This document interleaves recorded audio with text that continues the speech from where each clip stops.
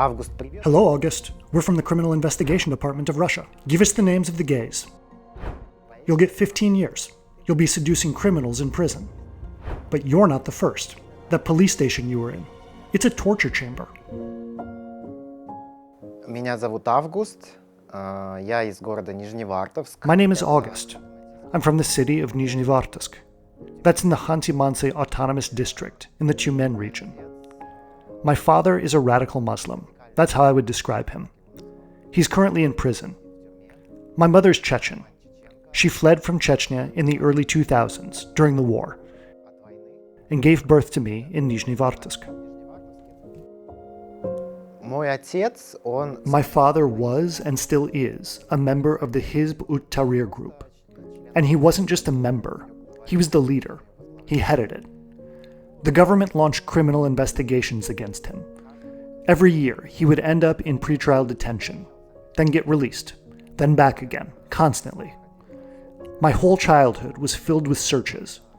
It was completely normal for me that, in the middle of the night, they'd break in. Riot police or special forces maybe, I don't really know. They would tear apart the whole house, rip open all the couches, all the pillows, and, of course, they'd find the books. He tried to hide them. And, naturally, my whole childhood was extremely closed off. It got to the point of absurdity. I was forbidden from going to kindergarten.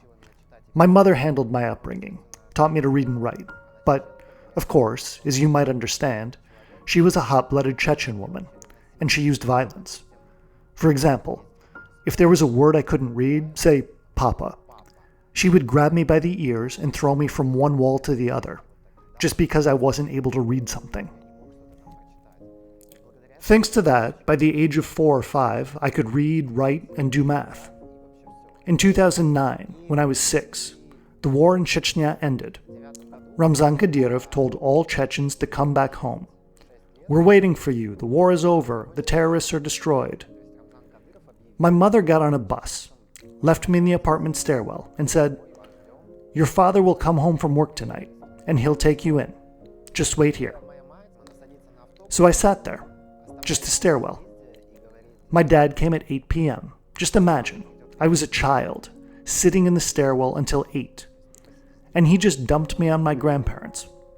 He told me, "You'll be a good replacement for me." He'd give me a book, for example, The Life of the Prophet Muhammad, and tell me, "By tomorrow, read 5 pages. If you don't, I'll have to punish you for that, because I swore before Allah that you'd be my replacement." And since I went to boxing, taekwondo, along with school and everything else, I didn't have time to read. But he'd come home and beat me. I can only describe it that way. He would throw me to the floor. I'd curl up to protect myself from being hit in the face, and he'd punch me in the back, in the kidneys, in the liver. That's how it was. I was around 7 or 8 at the time.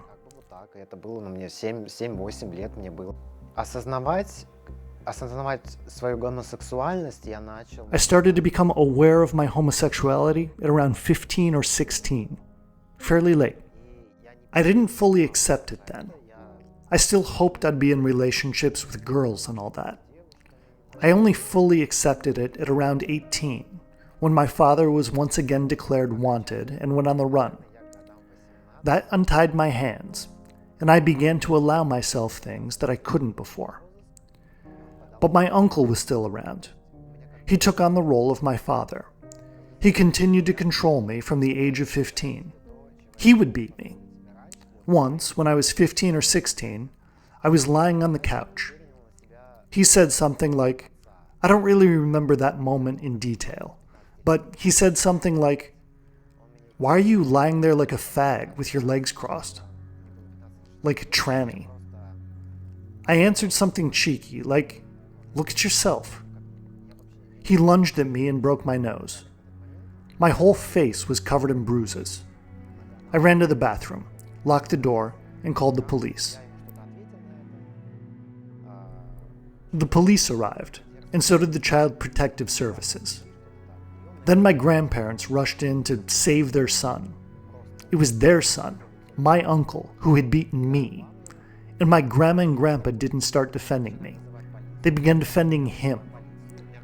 They told the Child Protective Services officer that I was a bad person, that I'd turned away from Islam, from their family, that I was stepping away and distancing myself.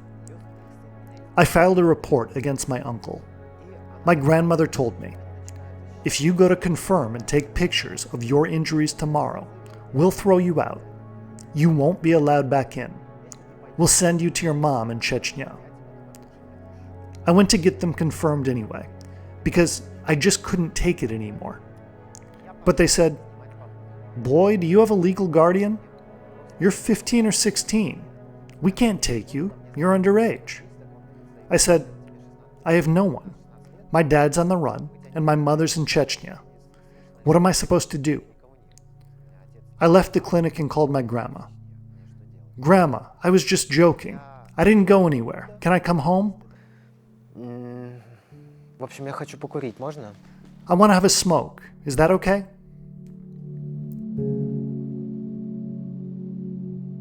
Несмотря на то, что мой отец находился в уголовном розыске и в городе, Even though the police were looking for my dad and he wasn't in the city, he still controlled me through his friends in the local Muslim community.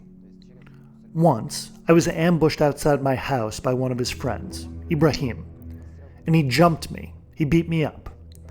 He threw me into the snow and started hitting me in the face, saying, "You look..." By then I had started growing my hair out, though. I hadn't dyed it yet. I wasn't blonde. "You look like a tranny, like a fag. You disgrace all the Muslims in the city. You disgrace your famous father. Do you know who your father is? And you walk around like this? How can this be?" Apart from that, we were assigned police surveillance, agents from Center E, because my dad was on the wanted list.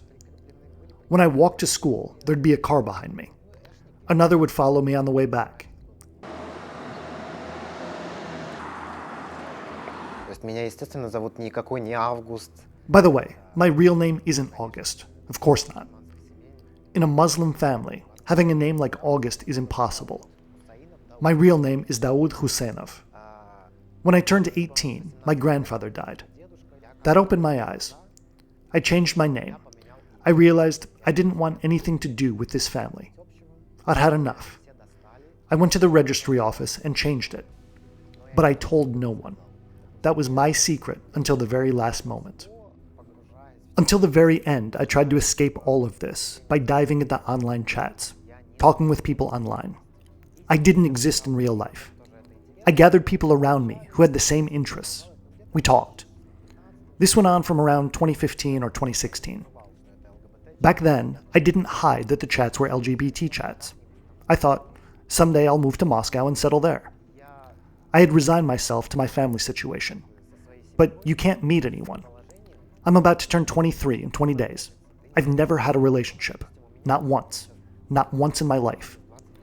Once, I dared to meet a guy I met on a dating group on VK. But it was in a public place, just in case. Because we were both afraid. You never know. You might get caught.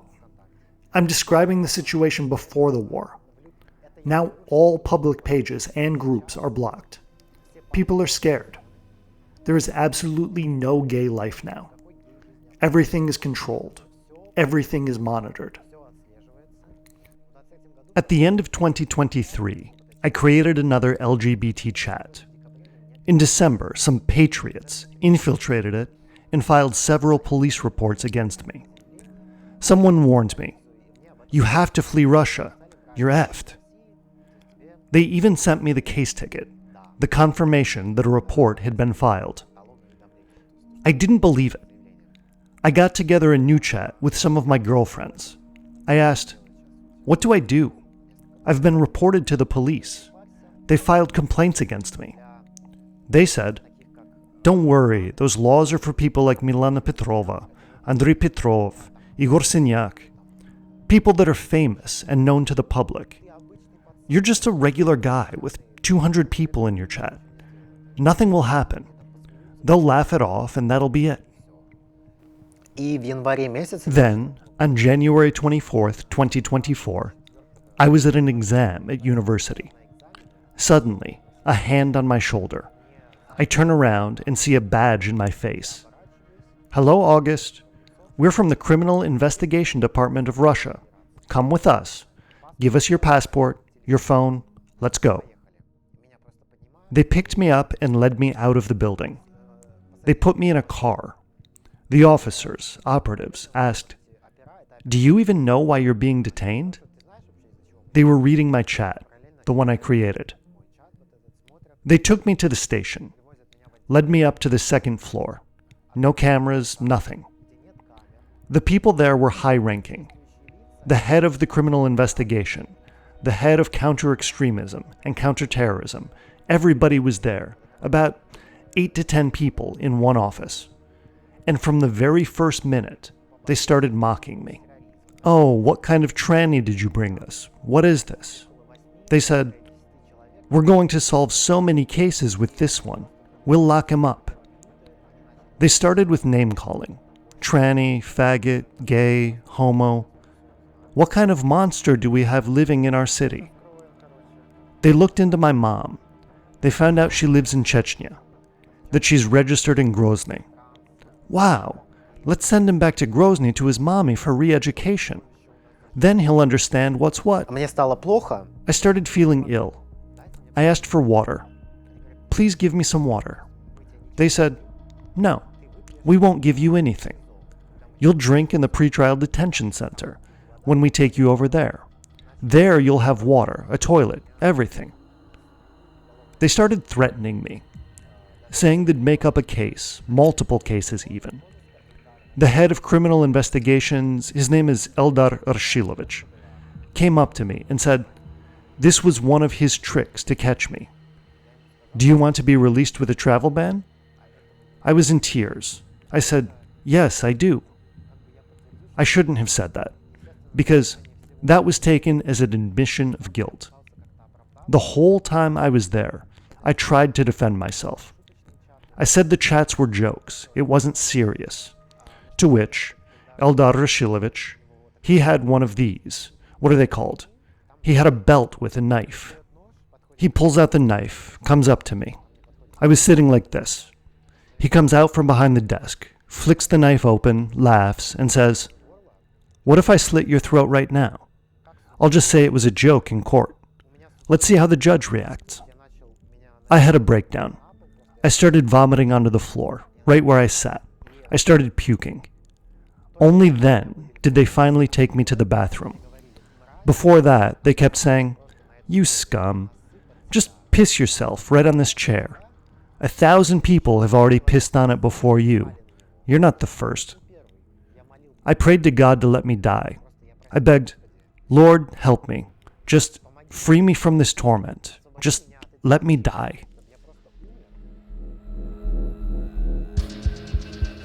И дальше этот же оперативник. And then that same officer said, "Listen, August, look, this is Abdullah. He'll fuck you 5 times a day. This one here, Jamshid, will do you 3 times a day. This is Albert. He's in for murder. He'll do you twice a day." He seriously spent about 15 minutes showing me photos of inmates from that same chair in which I sat, which they took before. These men were in for murder and things like that. They were in the detention center where I was supposed to go. He told me they would sexually assault me multiple times a day. He said, "You're going to be a very popular person in prison, in pretrial detention. There'll be high demand for you."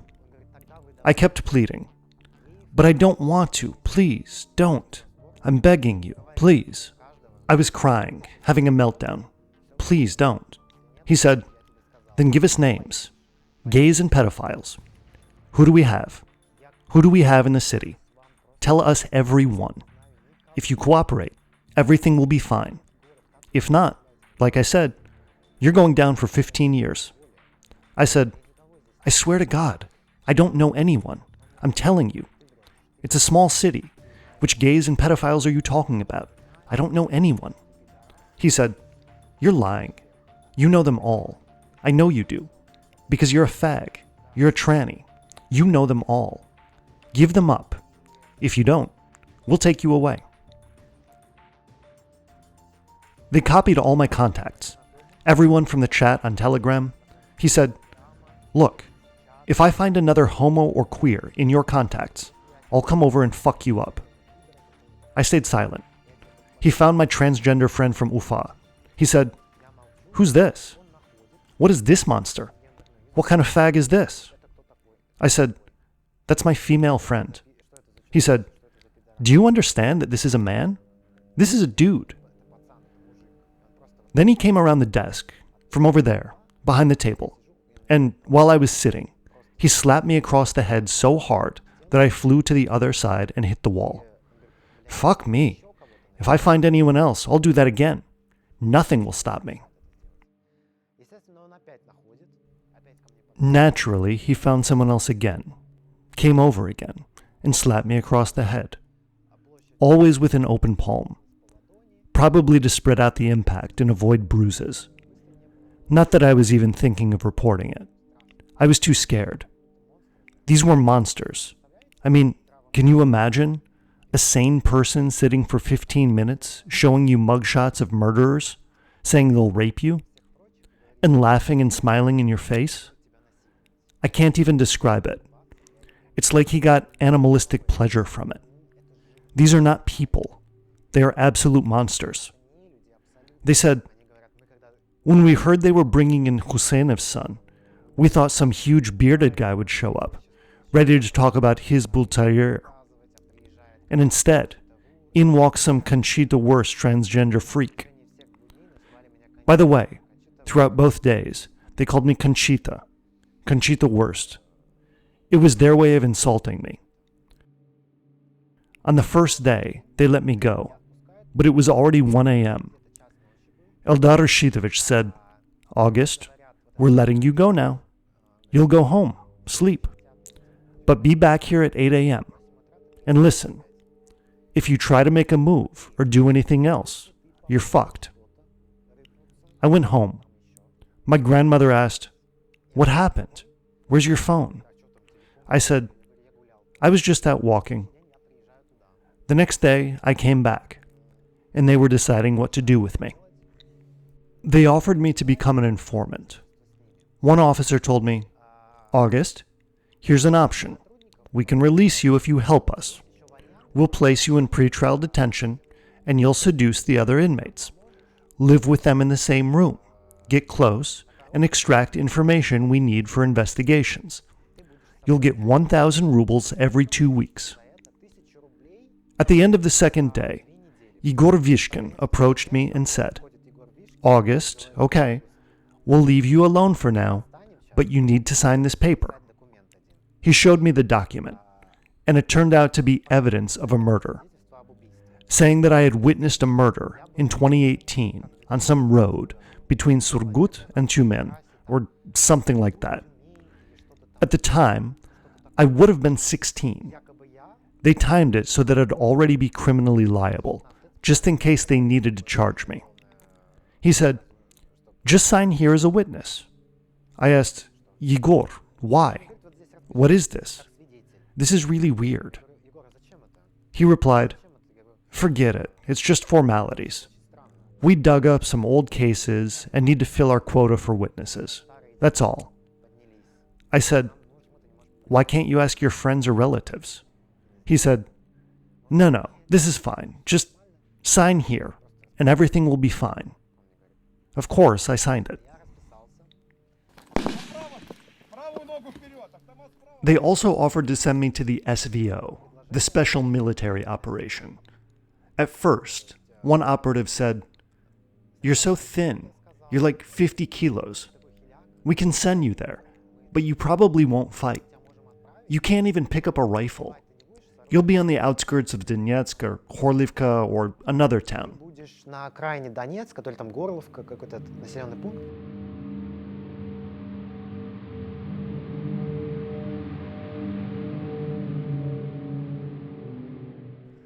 You'll be delivering groceries to retirees, things like that.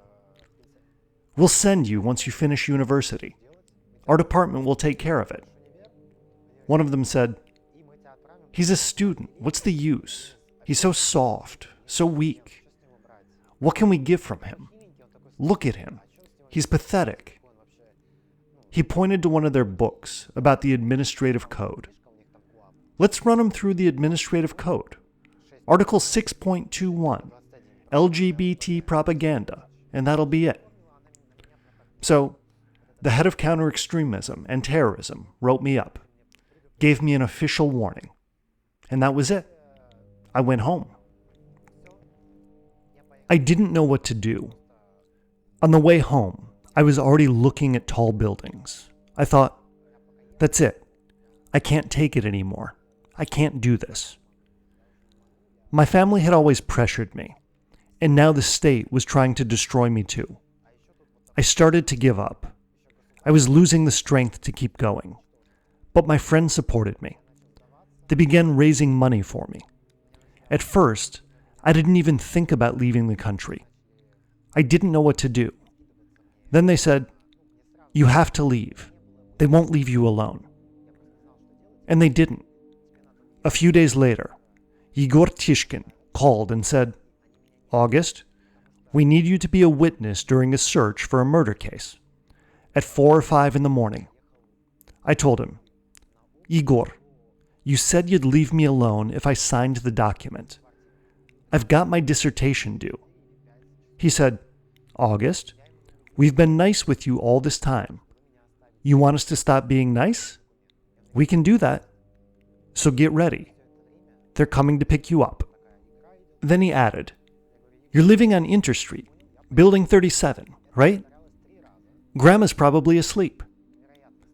It was all a game to him. I said, Igor, I'll go. I got it. I'll go. And it happened 3 times. I went with them as a witness 3 times. Overwhelming fear. I have PTSD.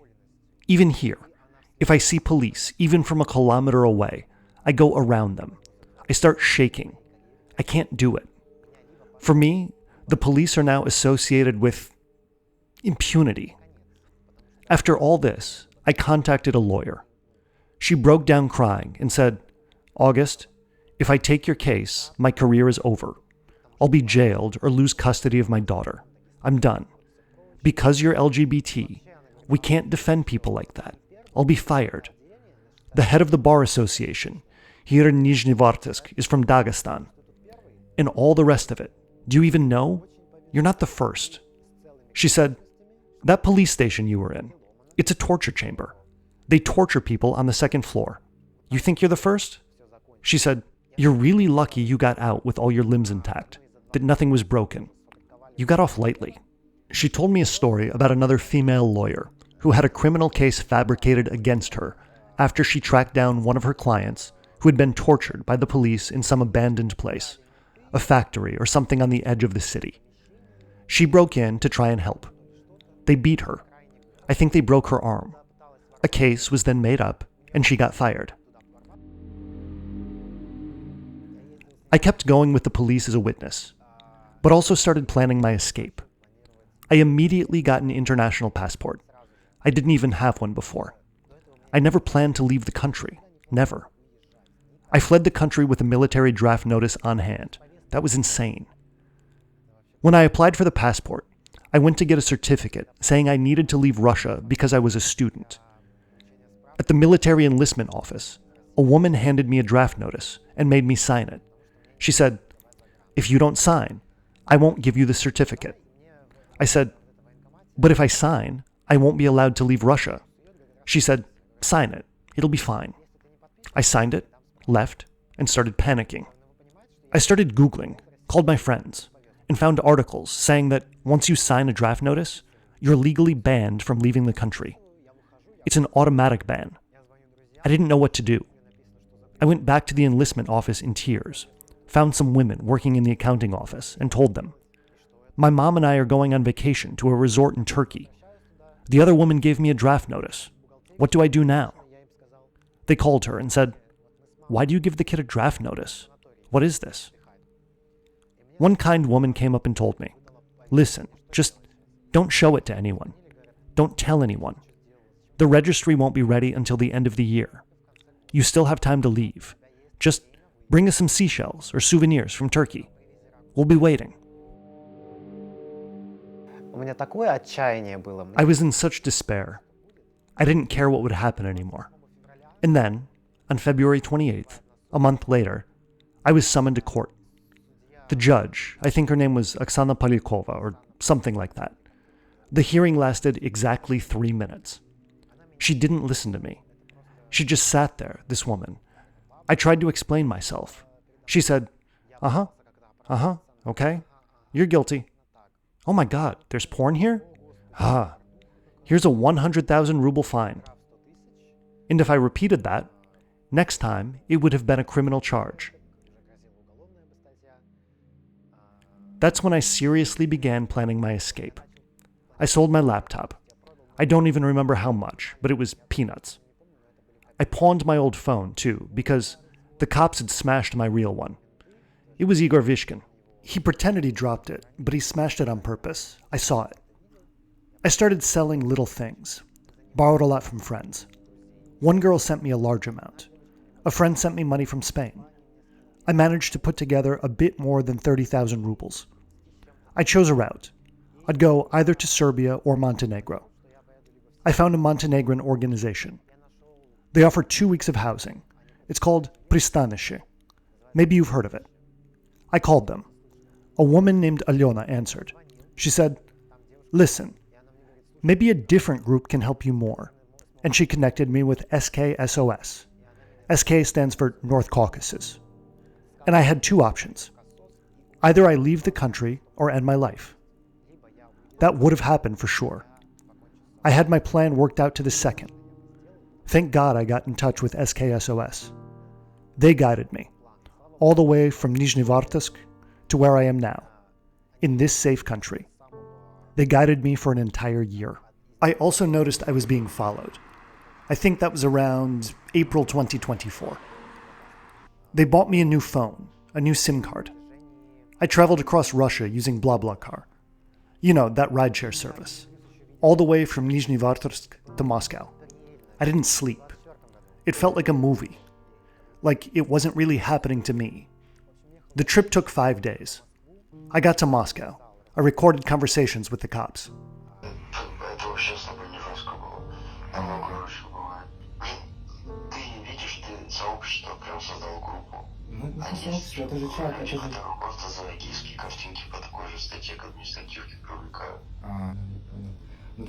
You say there's a lot of that in our town? People being charged for gay pictures? Is it really a lot? How many people?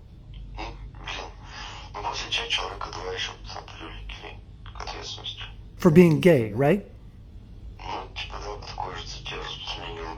Когда я им звонил, я чувствовал злость. When I called them, I felt angry. Because here's the thing. I feel like my life was already a house of cards, almost falling apart, hanging on by threads.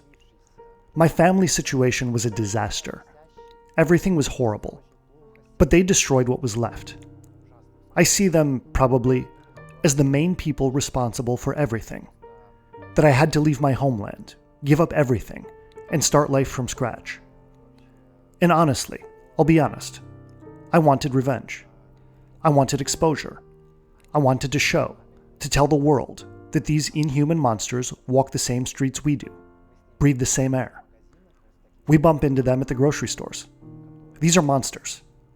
People who torture others by day and shop next to you at night like nothing happened. Ildar Rashitovich, the head of the Criminal Investigation Unit, he confirmed to me that they organized these setups. He said it seems strange that I called him on an open line. He said, "You realize it's not safe to talk about this over regular phone calls. Call me back on WhatsApp and I'll explain everything in detail." I feel safe in this country, but I don't feel like my life is in control. I still feel a bit lost. You build a new social circle, meet new people, try to get out of the house, though it's incredibly hard. Like, we're sitting here talking calmly, and maybe right now, somewhere in Dagestan, in Makhachkala, some gay guy is being caught by the police. A guy who came just to meet someone, not suspecting anything. And he walks into an apartment. The door shuts behind him. And upstairs, or in the next room, the right people are already waiting. They grab you quickly and start extorting 1.5 million rubles for your release. 1.5 million. And you give up all the gay people that you know. Or, if you don't pay the ransom, you get sent off to Ukraine, to war. Those are the options. I'm talking about Dagestan and Chechnya. You have to understand, the overwhelming majority of LGBT people in Russia, they stay in Russia, and they live like this. Honestly, I'm a bit angry at my friends, even at some of my LGBT friends, because they do nothing. They act like nothing's happening, like everything's fine, while people are being imprisoned and tortured, just like it was before. And it's actually gotten worse now, much worse, and everyone's silent. I know many people who have faced police abuse, not as severe as mine, but still outrageous, and they stay quiet. I think that if something like this happens to you, at the very least, speak up anonymously. Tell someone. Bring it to light. Because people here, outside of Russia, they don't understand. They don't know what's happening in Russia. To them, Russia is, I don't know, Putin, war, that's it. But if you're gay, you're not considered a human being. You have no rights. None. You get beaten by your parents, your relatives. You can't go to the police. They'll laugh at you, maybe beat you themselves, and they might even pin a criminal case on you. And you'll end up serving 15, 20 years behind bars. That's what it's like being gay in Russia. You have no one to turn to. Никому ты не обратишься.